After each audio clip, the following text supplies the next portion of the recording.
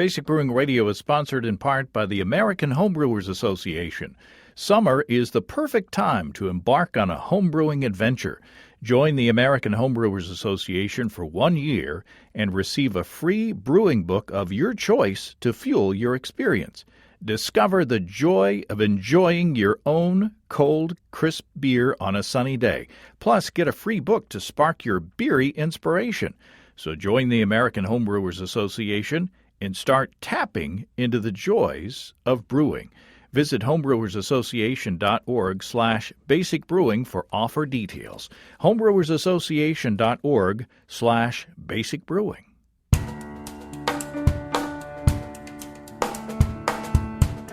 Welcome to Basic Brewing Radio for Thursday, July 20th, 2023. I'm James Spencer. Here at Basic Brewing Radio, we're all about home brewing. This week we talk about nomadic brewing with Barrett Tillman of BlackMan Brewing. Barrett recently collaborated with Ozark Brewing to create 2 deliciously drinkable beers under his brand. Barrett talks about building relationships and sharing his story through beer. If you want to support us financially, check out patreon.com/basicbrewing, and thanks to everybody who's helping out in that way. If you go to patreon.com/basicbrewing, you can see a long list of stuff that you can access if you sign up as a supporter. Financial supporters have already seen the video that I'm going to post on Friday to the general public about the Pond Hopper Golden Ale that Matt Giovanisi of Brew Cabin and I came up with on this show. Steve Wilkes and I are once again literally on a pond to sample this one in the heat. Financial supporters also got the recipe for the beer and a behind-the-scenes video showing how the beer came together along with the early release. I used half a pound of table sugar in that beer, mostly as an experiment. I like the way it crisped up that golden ale, and it's something I'm going to keep in mind for the future. I shared a bunch of sad news last week, it seems, so I'm going to focus on the positive this week. I'm really excited about the beer that Susan and I packaged yesterday, the Honey Peach IPA that came from the recipe development show that Chris Colby and I did most recently. If you remember, I challenged Chris to help me develop a 6.5% beer with honey and peach juice from the steam juicer, of course. When I brewed the wort, it came out at 10.55, which is a little lower than I was expecting. However, the beer finished at 10.06, which calculates to 6.4% ABV, according to the calculator that I use. So pretty dang close in the ABV realm. I bottled half of the beer plain and kegged the other half with peach juice that I collected with a steam juicer. I sort of accidentally did an experiment in juicing the peaches. I bought fresh peaches from the club store.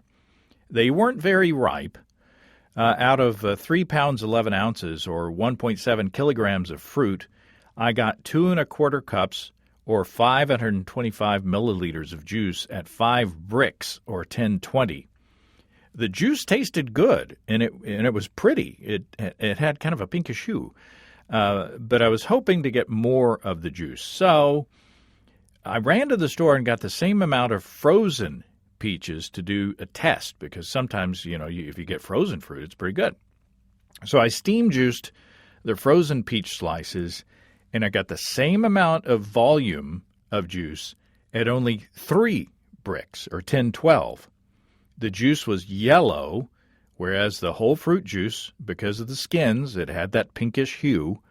The whole fruit juice tasted a whole lot better, and the pulp, even from the whole fruit, was mushy and still tasted pretty good, while the frozen fruit pieces, after juicing, pretty much remained whole and flavorless and kind of, gummy and gelatinous.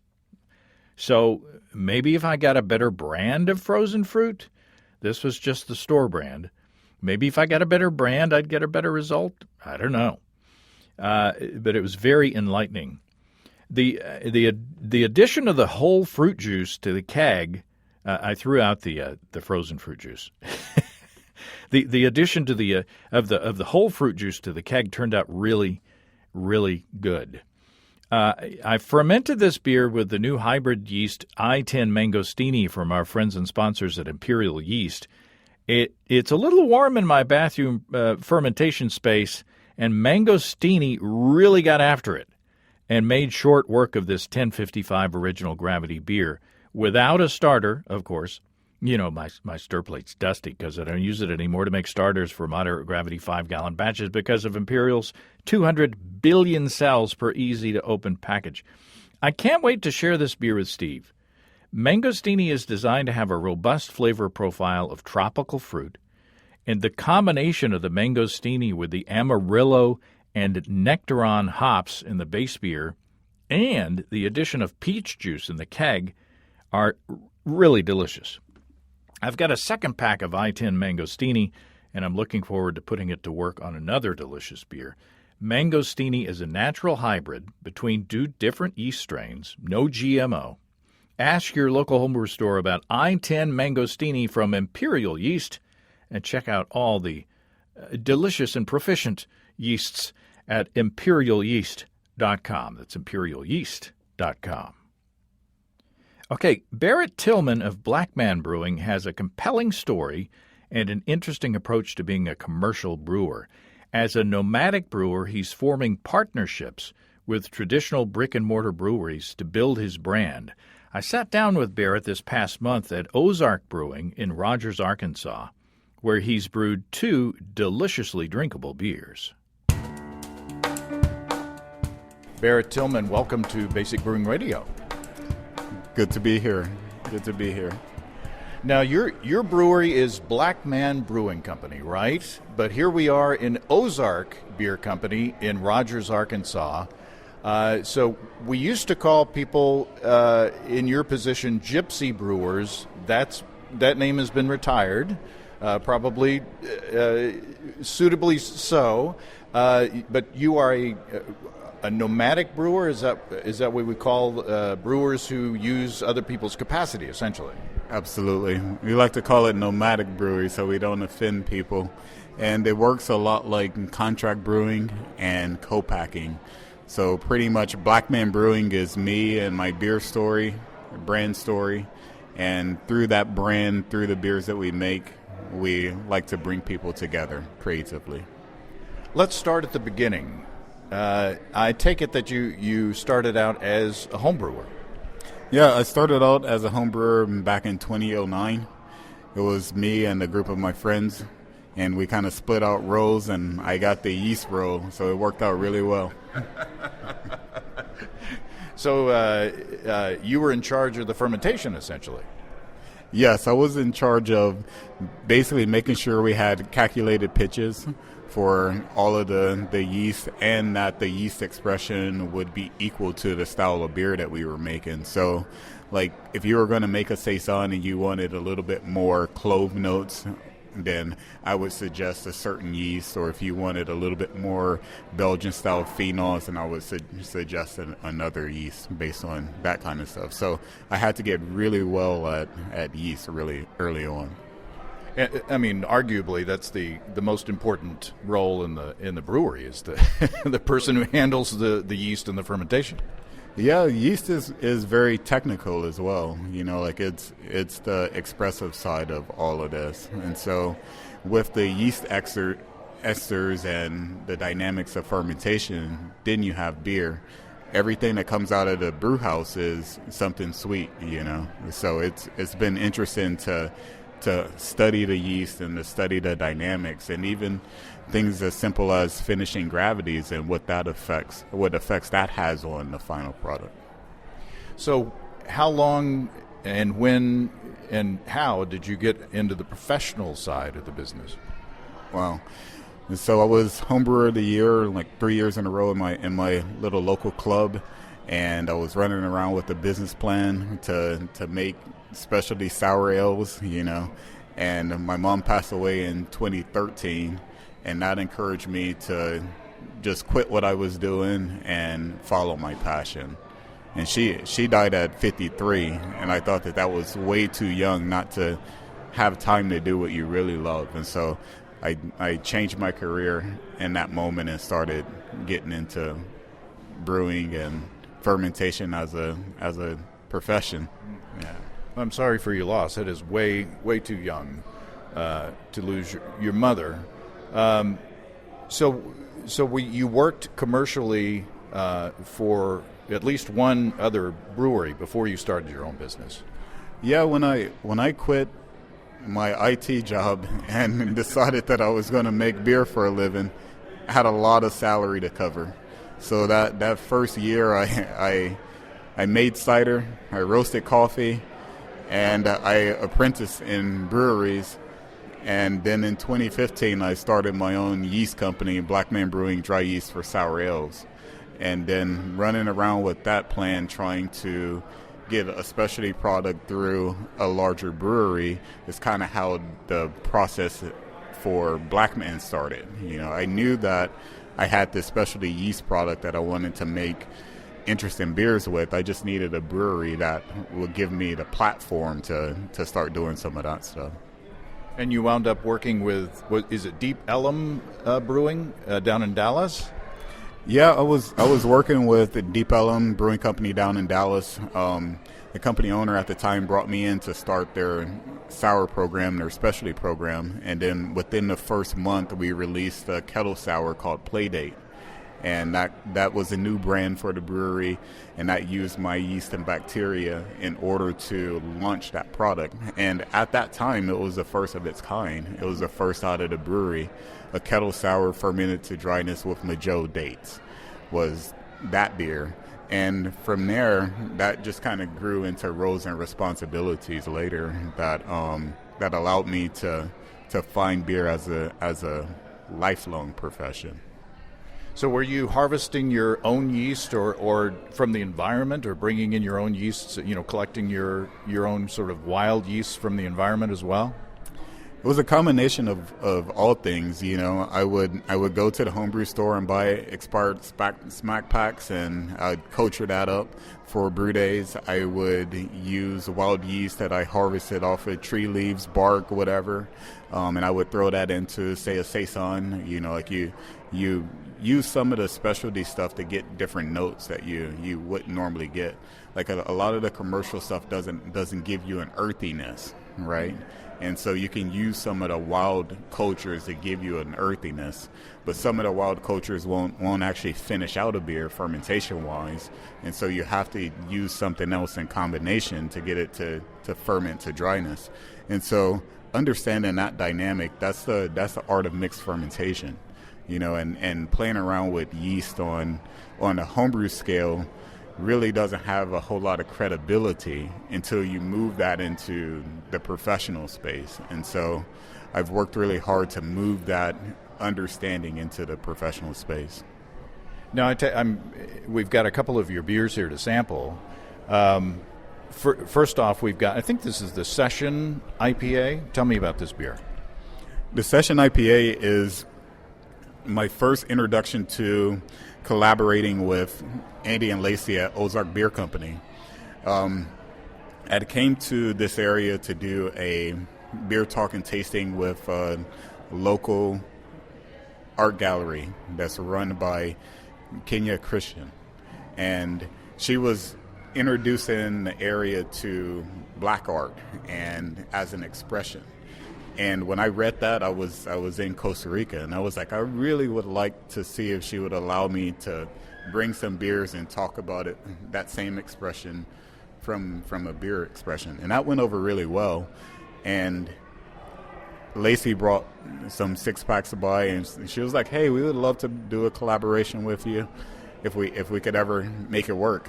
And so when Bite NWA came through, they asked me could I bring beer, and I was like, well, that's not really how that works. But I think that I can, and so I reached out to Ozark Beer Company, and Andy and Lacey was like, yeah, let's make it happen. And so we released the Session IPA. What do you think of that beer? It's really good. It's really clean. It's crisp and hoppy without being, overboard, on the bitterness and too much in your face. To me, in a Session IPA, I expect something that is extremely drinkable and refreshing, and something where I can kind of clear my palate, if nothing else. And this is wonderful, and no surprise coming out of Ozark's brewery. Tell us about the beer. I mean, you're talking to home brewers around the world. Give us the nuts and bolts. Oh, the nuts and bolts of the beer is pretty simple. It's Pilsner malt, a little bit of Vienna, and then it's brewed with 3 hops, an American hop, a German hop, and a New Zealand hop. And it's 4.5% ABV, and it just has to be really well made. Yeah, it's delicious. Like I say, it's extremely quaffable. I might pass this back to Susan. She'll just nod or shake her head when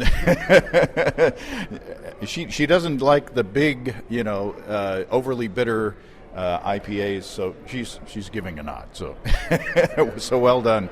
So in the brewing here, you're an experienced brewer. Do you, in this relationship, do you actually get hands-on in the brewery, or do you just share the recipe and say, you guys know your system, have at it? Well, it's a little bit of both, As a brewer, I can and I will climb the brew house. As a recipe design guy, I'm usually protective over my recipes. I don't like them to change. And so that's also what was unique about working with the guys here, the team here at Ozark. When I sent them the beer recipe, they were like, okay, let's brew that, And so it's always been kind of welcoming from that aspect. And we're talking about this beer again because it had a really great reception, and we brewed another batch of it, and coming back to this one, we're labeling it now as a BlackMan Brewing Original in both of these launches, because that's exactly what it was. And on the collaboration side, I'm asking host breweries to share not only their space but also profit, And why profit? Because profit is what pays all of our bills, And most of the time when you think about collaboration, there is no money exchanged, right? And so with this being how I support myself, it has to happen, And we're still learning what that takes, And I really look at this area and think that with the philanthropy that's going on around and the community stories that's being built here in northwestern Arkansas, I think that Andy and Lacey here at Ozark they're leading it in a different way, With beer already has a community around it, People like to come and be in the space and drink at the space and talk to their bartender and know the local approach, And so crossing our stories over has been really beautiful, but we're not just crossing a beer, we're crossing the professionalism, like each person that I work with at Ozark, they have different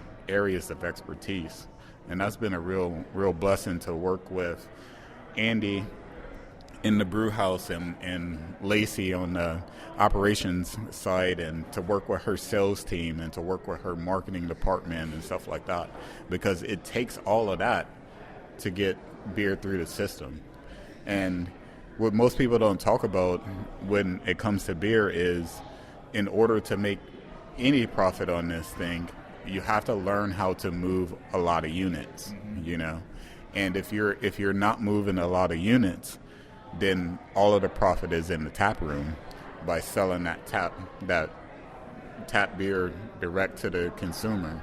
And so just that in itself, it supports community, because the community gets to see what the brewery is doing and support that. And so that's really why I've always been encouraged to come, sit with the people, tell them my stories, and kind of go from there. I'm still excited about the latest beer I brewed. The Honey Peach IPA is so good. in both of its forms, juiced and unjuiced. I used some ingredients on hand to brew the beer, as you heard on the show, but the rest came from our friends and sponsors Desiree and Dave of HighGravityBrew.com. Their build-your-own-beer page on HighGravityBrew.com is handy and easy to use. Everything you need to fill your homebrewing recipe is in one spot.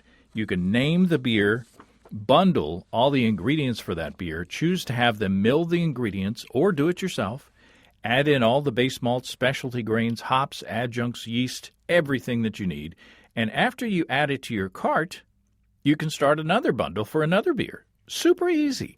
And you can do something similar on HighGravityBrew.com to build a Warthog electric brewing system to fit your wants and needs. Whether you want a turnkey system like mine or just want to buy a controller and components to build your own, they can take care of you at HighGravityBrew.com. And if you use the code EBC75BB, you'll save $75 off your Warthog electric brewing purchase. Show our good friends some love and support those who support this podcast at family-owned and operated HighGravityBrew.com. That's HighGravityBrew.com. So, since this is, legally, it's got your logo on it. So, does Arkansas, the state of Arkansas, look at this as an Ozark product, or is it out of your brewery? You understand? Yeah, that's a great question. And I think that your question it's a homebrewer's question. Because it would be asking, well, who makes Great Value ketchup, right? And Great Value ketchup is made by Heinz or whoever they have the contract with. And so whose product is it? Is it Great Value's or is it Heinz? And so I think that rather than answer your question straightforward, I'd encourage you and your listeners to kind of think about it that way. You know, at the end of the day, what I'm able to do with my brand story, and it's also on the can. Like when you're dealing with legal stuff, it always has to be printed on the can. And so when you go into Trader Joe's and you go into Whole Foods, right, the place that produced the product for anyone is listed on the can. And so I'll refer you back to is listed on the can. But I guess my question is less philosophical and more logistical. Like, for instance, if Ozark or if the host brewery has a relationship with the distributor, can you distribute your product separately from those relationships, or can you move your product through different channels from, say, Ozark beer, or do you have to be kind of constrained by what their distribution agreements are, or you see what I'm saying? I think that it's all open-ended, right? And it's all open-ended based on contracts, right? And so you can move product through any contract agreement that you have, right? And so I don't like to work with fast talkers. I don't like to work with people that I can't trust. And so I have brewed and packaged with friends on my labels, and I have Create Together on my label. And on my label it doesn't just say BlackMan. It says where it's packaged at, right? And that's really how I'm working really hard to change the narrative. Because if you look at me on the street and be like, oh, that guy has a brewery, you would be wrong. I don't have a brewery, Or you look at me and say, oh, that guy is the BlackMan brewer, like there's context around every story. And you don't need to understand everything, but you do need to understand how it may work. And so through my brand and through my product, I'm trying to help people that look like me, minorities, that's usually shut out of business, to see how this thing may be able to work for them, right? That they may not have to have a brewery in order to have their own product on the shelf, right? And to have their own agreements in play, right? And so that's what I'm encouraging even a home brewer to do. Yeah, that was one reason for my question is, as soon as you brew your first batch of beer and it comes out halfway decent, you think, 85% of the home brewers out there are thinking, I should do this for a living. I could have my own brewery. I want to share this with people. I bet I could make some money. So this is yet another strategy that people could be thinking about, especially, in some of the news that I've been reading about craft beer right now. The craft beer business is sort of plateauing. It's like we had a big boom, and now it's kind of like, there are other products coming in, to kind of compete with craft beer. And so, it's becoming a more challenging environment, business-wise to get into the business. And so having a strategy like this, could be an option for both for people who are wanting to get into brewing commercially and for, maybe some breweries who have some excess capacity. I'm not saying that Ozark has excess capacity, but you see what I'm saying. That may be a beneficial relationship on both sides of that equation. Yes, I would say yes. There's definitely, when I started in craft brewing, almost all of the breweries had excess capacity, right? And with just knowing that all of the breweries had excess capacity, and here's the reason why. Every brewery that I've seen in existence, which is why people aren't writing business plans for breweries anymore. They can't get those double-digit growth numbers, right? We're at market capacity, right? And so the capacity in breweries are being absorbed by other things, such as seltzers, ready-to-go cocktails, THC things and stuff like that. However, when you have a business, like when you divide out how the business works, right? Stainless steel in the brewery has to produce work to pay for itself, right? The distribution company has to move a lot of units in order to pay for itself. And so when you look at it in all of those pieces, right, beer has been around for a long time, right? But the way that we're looking at it right now with these hyper-focused, hyper-consumer, hyper-capital things, it's not that. It's never been that, But fictionally, if we can get $5 an apple, just like Whole Foods gets $5 an apple, everyone wants $5 for their 50-cent apple, right? And so that's where we're at with beer. And I'm working to exist in the industry that has all of these challenges, right? And for me, the biggest thing that I have is my story, right? That brand story is valuable. And so if any of your audience is looking to build something, right, have them identify what they have to offer, right? And go one step further and turn what you have to offer into a business. You have to go beyond you've got good branding with the product. It looks like it would stand out on the shelf, but you've got to have a story to go along with it. You've got to have a compelling reason, especially since it's like next to all these other cans of beer on the shelf. Well, I guess let's talk about the second beer, the Blonde Ale. Tell me about this beer. All right. Can you read the can? It says crisp malt, soft pine, and easy hops. This highly approachable meantime ale is brewed elegant for notes of lemongrass using American hops. So, yeah, there you go.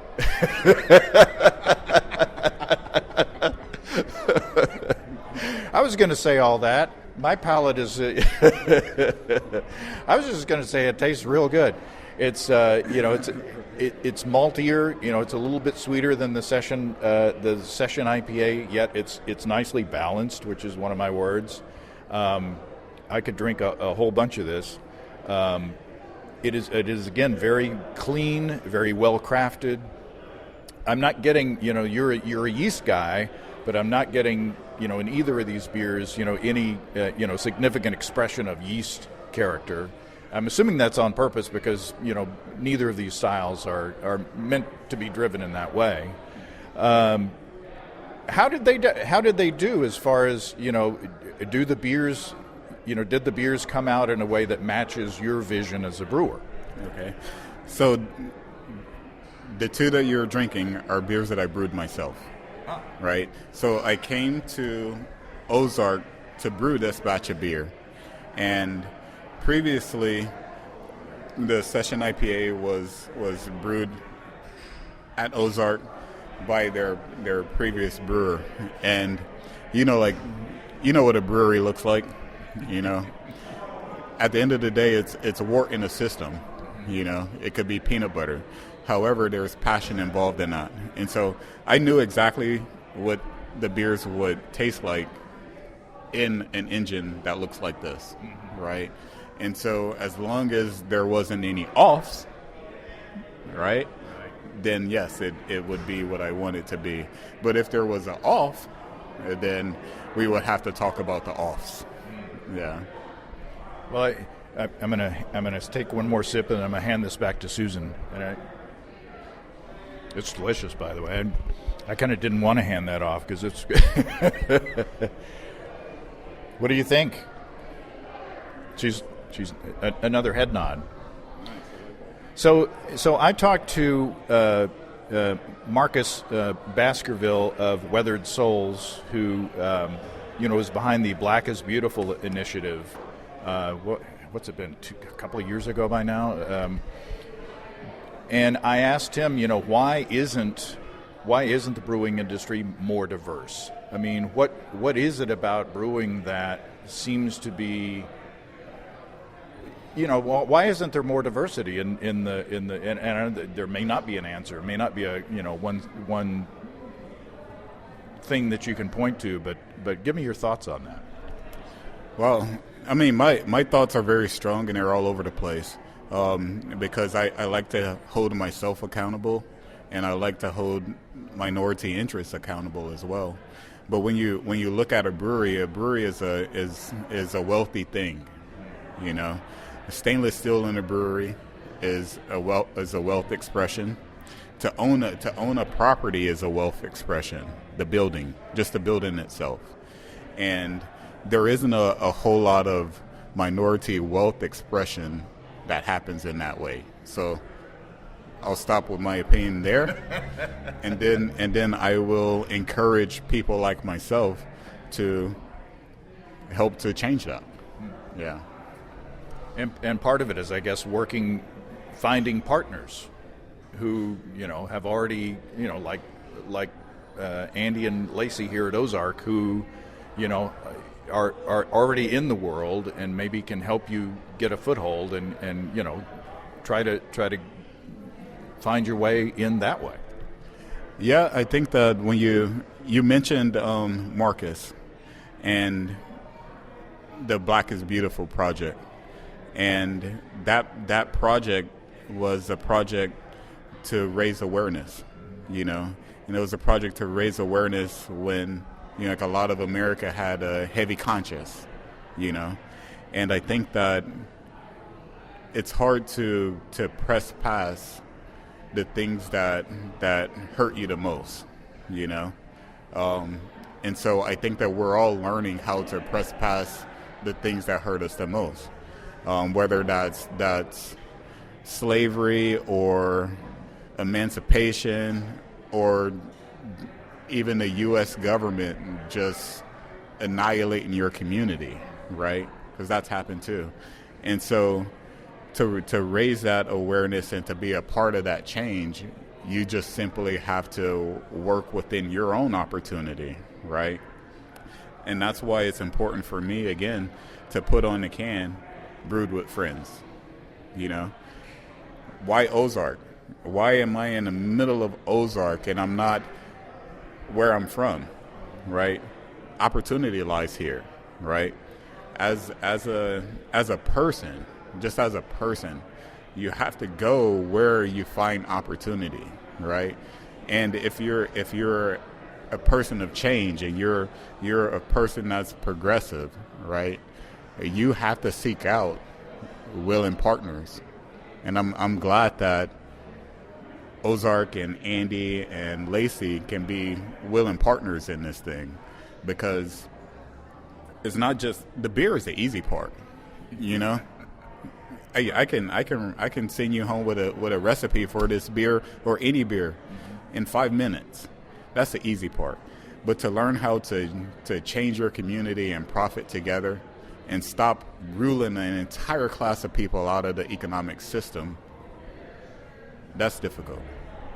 Yeah, and I don't know how much you know about the history of Northwest Arkansas, but I worked up here in the late 80s in Rogers, and let's say that Rogers and Benton County were pretty solidly monochromatic, if we can. Do you care to speak more on that? Do you care to speak more on that? Well, I could tell you some stories, but come on. Well, the name of your Susan's going to hit me with something, but I'm going to tell this story. I was working at a TV station here in Rogers in downtown. And my boss, who was my age, came in after lunch, and she was really mad. And she said, "Oh, I was at this restaurant today, and a black man came in." And I was like, "What did he do? Eat?" And she said, "Yes." I was like, "Oh my God, you know what?" I didn't know what the joke was, but it wasn't a joke. But the fact that someone who was with the brewery named BlackMan Brewing Company is brewing beer in Rogers, downtown Rogers, Arkansas, I see as a great signal of progress. And I know that we've all got a long way to go, but thanks to people like you and Andy and Lacey, who are, you know, this means something.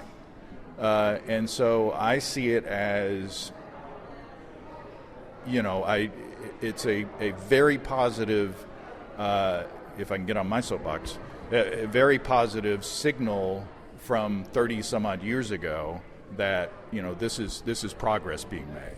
Yeah, and hats off to Andy and Lacey, simply because, again, there's a lot of philanthropic things that's going on in Northwest Arkansas to attract the minority interest.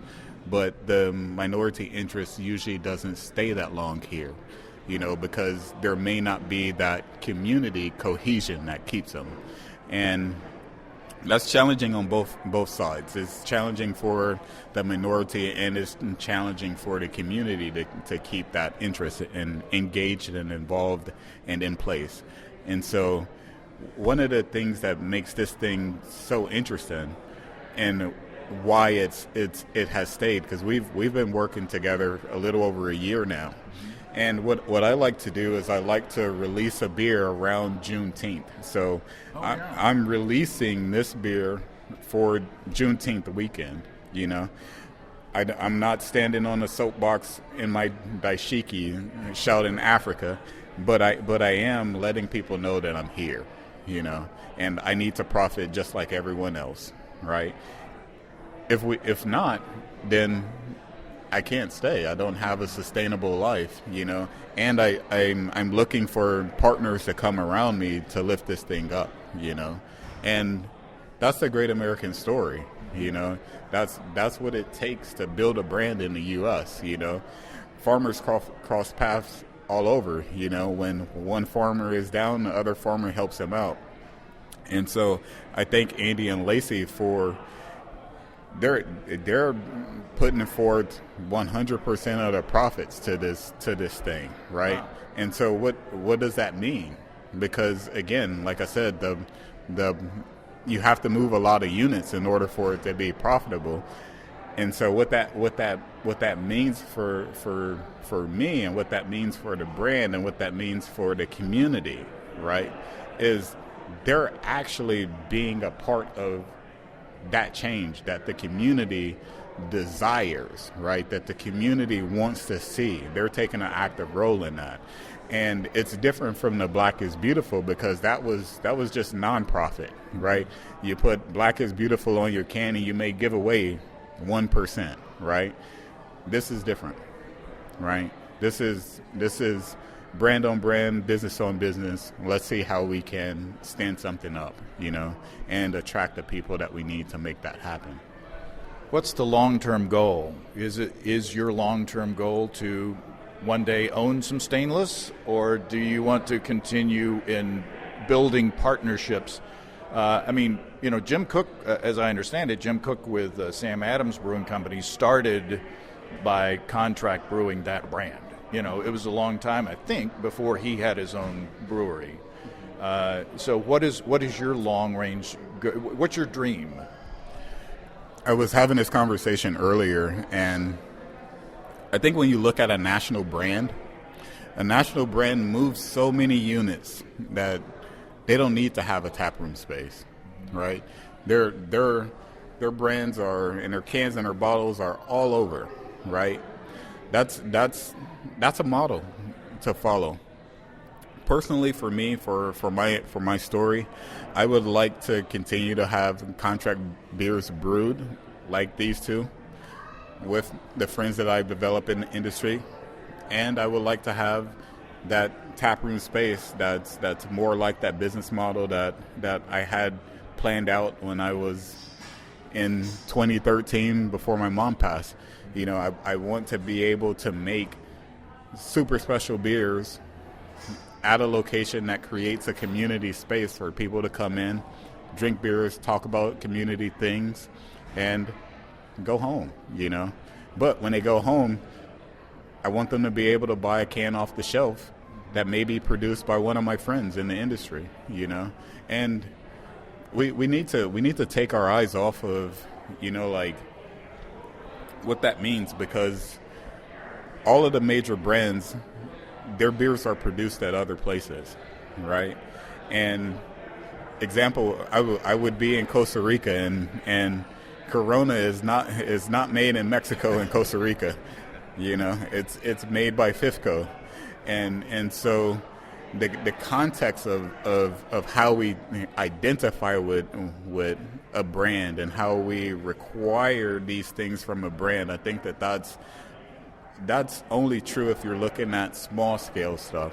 But if you're looking at a bigger picture, contract brewing is how a lot of brands have existed always, And unfortunately, they never told you that it was brewed by somebody else, because that somebody else may very well be the competitor that they didn't like. You know what I mean? And so I'm taking all of that context away so that I can work within the industry of my friends, and we'll all grow together. Excellent. Well, I certainly appreciate your time, Barrett. This has been a good conversation, and I wish you the best of luck. And please, keep us updated. And I hope to hear about continued success here in this partnership and others, maybe around the country in the future. Thank you very much, James. Thanks for the interview. Well, thanks again to Barrett. You can find out more about BlackMan Brewing at blackmanbrewing.com. I picked up a 6-pack of each of those beers and enjoyed them very much. Perfect for this time of year. If you have brewing questions, show suggestions, or just want to say howdy, write to james@basicbrewing.com or just fill out the contact form on basicbrewing.com. And please don't forget to tell us where you're from. Check out our mobile-friendly shop at basicbrewingshop.com. Thanks to everybody supporting us through our Patreon page. Special goodies coming your way. Check that out at patreon.com/basicbrewing. It's all until next time. Until then, thanks for listening, everybody. I'm James Spencer. Production help for Basic Brewing Radio and our website is provided by Kelly Dotson. Basic Brewing Radio is a production of Active Voicing. We'll talk to you next time, everybody. In the meantime, stay well and stay tuned. So long.